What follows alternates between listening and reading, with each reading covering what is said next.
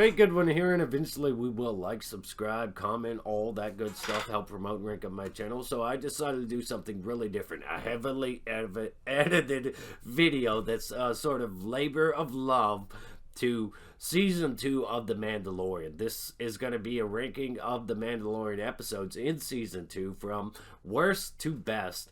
And I want to hear your thoughts and opinions on it in the comments section below. I'd greatly appreciate any likes. This video took effort to make, a lot of editing. So anyways, let's get started.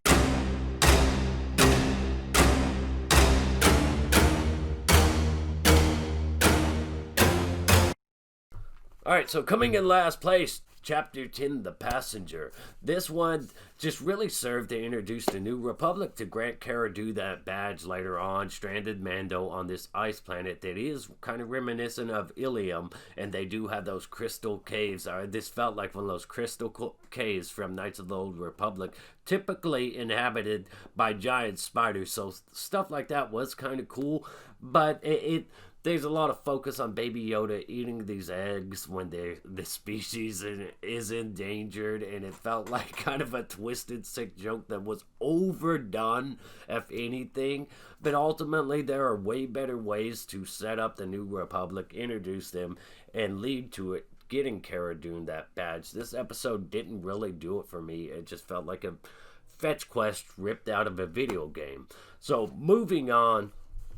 Up next, Chapter 11. While this one did introduce Bo-Katan into live action, perfectly casted with the voice actress, amazing to see. It didn't really do much overall. It's like Mando gets there, meets these people, has to do a favor for them, and it does introduce the element that they're looking for the Darksaber. Of course, Mando doesn't know that. We, the audience, know that the episode Mando doesn't actually contribute much when he does team up with them, doing them this favor, so he felt really unnecessary in the process, taking a backseat in his own show. This episode was pretty short in comparison, and were they ever really going to take him to Mandalorians? They just showed up, helped out Mando when he was getting screwed over by pirates. There were some interesting elements in here, but it didn't feel that great. It didn't feel like it was a huge contribution. It was another stop in the road, meeting somebody along the way. Yes, overall, this does have a big payoff down the line, but for the moment, it didn't really do much, and the setup was a bit strange and weird. How they run into Mando, or how Mando, where were they taking him? So this one comes lower for me. This one's not that high ranking because it was short. Mando himself, the title character, does not carry much weight. Anyways, let's move on to the next. Well, this one might surprise and disappoint a lot of people. The Jedi is number 6 because Ahsoka Tano, yes, it's awesome to see her live action. It's everything you would imagine. Rosario Dawson, it's absolutely amazing.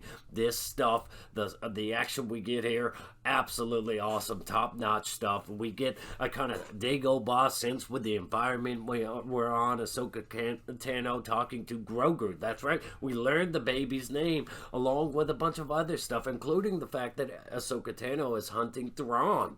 Now, there's just all kinds of neat little things in here, but ultimately, the story just doesn't feel like, it just feels like another stop in the road, do me a favor, I'll do you a favor, and eventually all those favors will finally lead somewhere substantial. This actually does lead somewhere substantial that pays off everything, and it's absolutely amazing, but the episode just didn't do it for me. Something about the action, the setting, the story, I just couldn't get that enthralled by it. But Ahsoka Tano was absolutely amazing, and I'm looking forward to seeing her show, which of course this wouldn't be possible without this episode laying the groundwork for that. So really interesting to move forward. Of course, the steel that Mando acquires here is tremendously important in what's sort of the final battle for him before this show wraps up. So this episode was tremendously important. It was enjoyable. It was action-packed. The environment, the mood, just everything was pretty cool.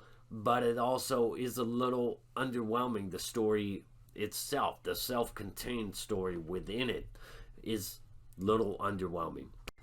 Coming in at number 5, The Marshal. This one might surprise you. Timothy Olympha, it's always great to see this guy. Ever since Scream 2, this guy has just proven to be awesome. I'm always interested in what he's doing. If he pops up in something, I'm like, yeah.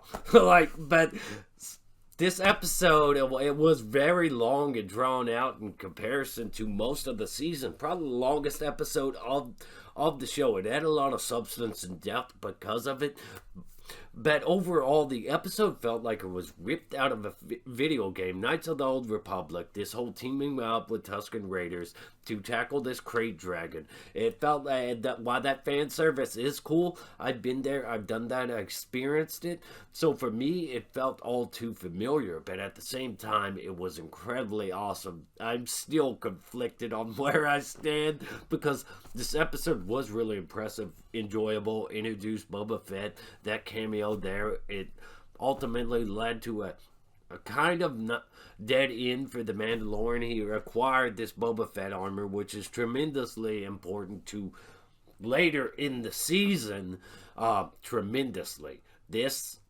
Without this contribution, so the episode was cool to have this expanded universe character wearing the Boba Fett armor brought to live action. Things like that were cool. The whole Knights of the Old Republic feel, all that stuff was really cool, really enjoyable. But this one comes in at number 5 because I've already experienced the content on the Knights of the Old Republic video game. The situation and scenario is pretty much the exact same. So coming in next, The Siege. This one might surprise you, but I really liked it. It's an action-packed episode reuniting Greef Karga and Cara Dune, not to mention other characters, with Mando for this kind of infiltration job. They go to destroy this imperial base, and it leads to all kinds of answers, not to mention Gene's guy and Carl Weathers' directional debut. So there's just all kinds of cool things in here, a lot of really great solid action. We get a payoff to that whole introducing Mando to the rebels, the Rangers or whatever. Cara Dune gets a badge. Baby Yoda goes to school.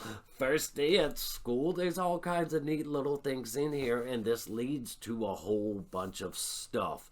So this one for me was just incredible. So coming in at number 3 is The Tragedy. This one is it's a really short episode, but it's so concise, straight to the point.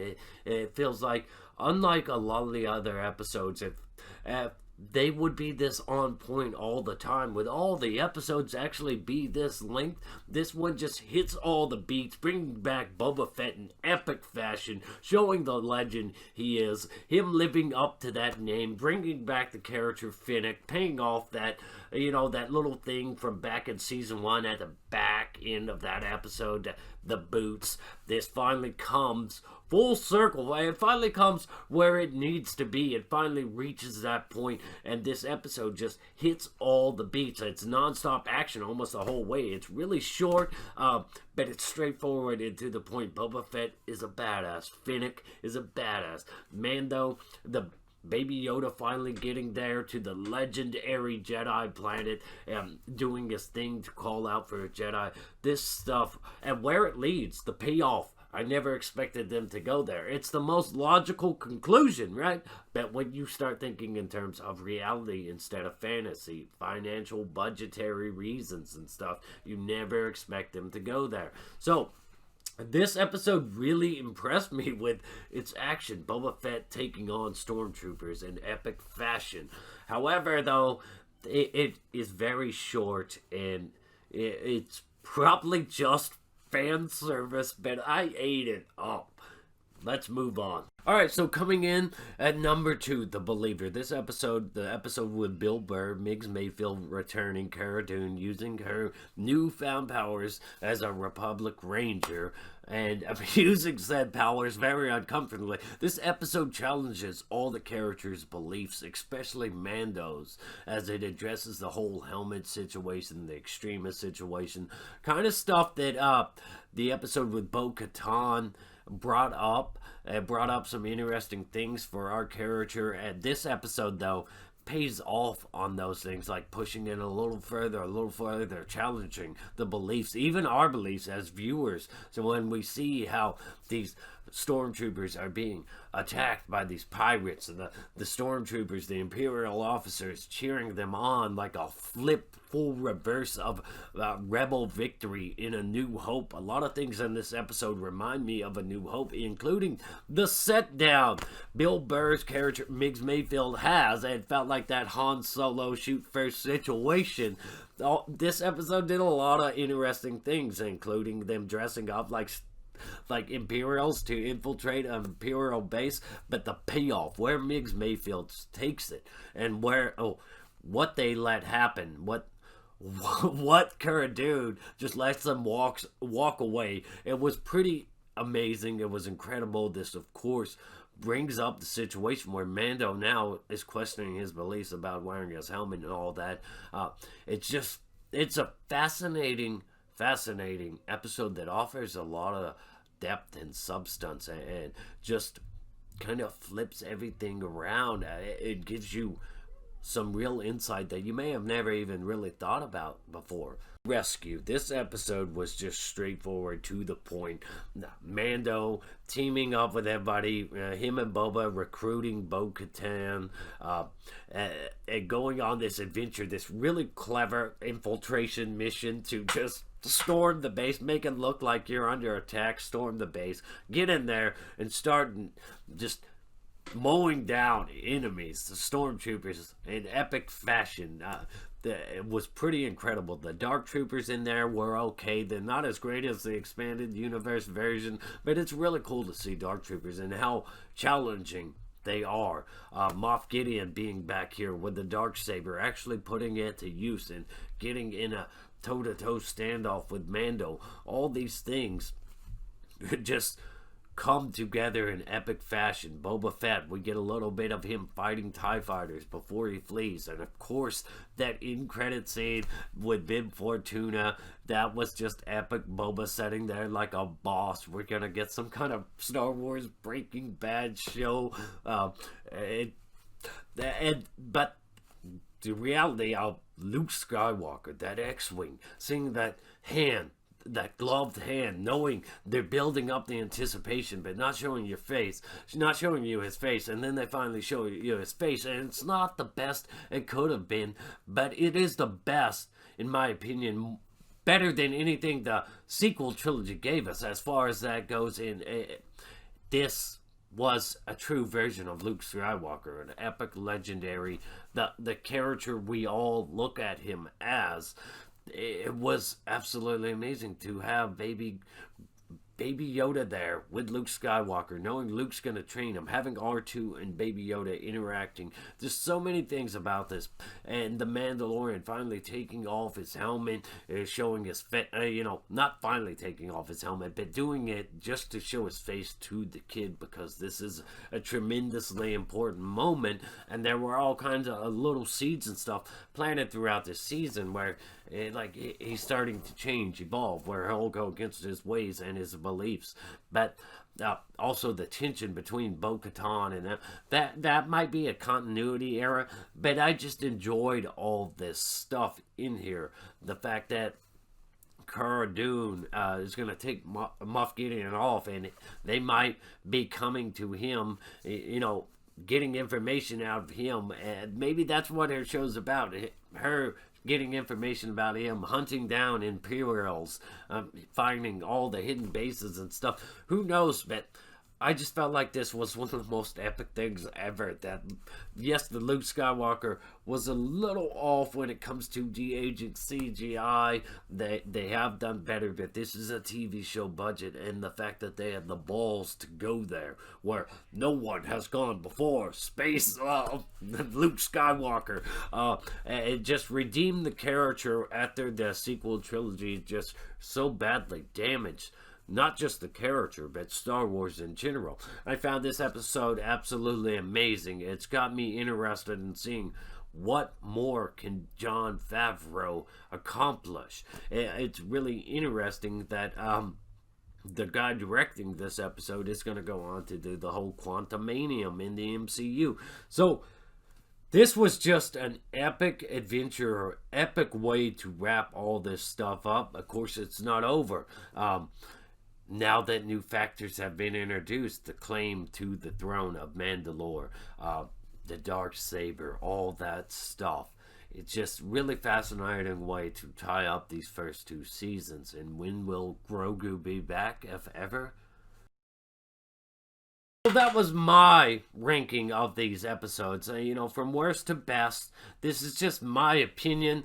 These episodes, maybe you feel different about them, and I would absolutely like to hear it in the comment section below. I want to hear your thoughts. I want to hear how you responded and reacted to some of these characters coming to live action, some of these characters returning, such as Luke Skywalker, R2-D2, Boba Fett, and then you get into the expanded universe characters coming into continuity, into live action. Absolutely amazing stuff, amazing payoff. And it'll be interesting to see if they can ride this wave and continue to keep giving fans what they want. This level of hype, not just cheap fan service, but doing it in a way that's a well-told story, as it should be, and giving us these characters as the legends we expected them to be, as the legends, the books, and all the expanded universe material led us to believe they were before all the retconning and throwing stuff out. And I'm just very curious to hear your favorite episodes, which characters you enjoyed most seeing coming back or seeing come to live action. Very curious to hear your thoughts and opinions. Like, subscribe, comment, all that good stuff. Help promote and rank up my channel, and I'll try to do more videos like this in the future.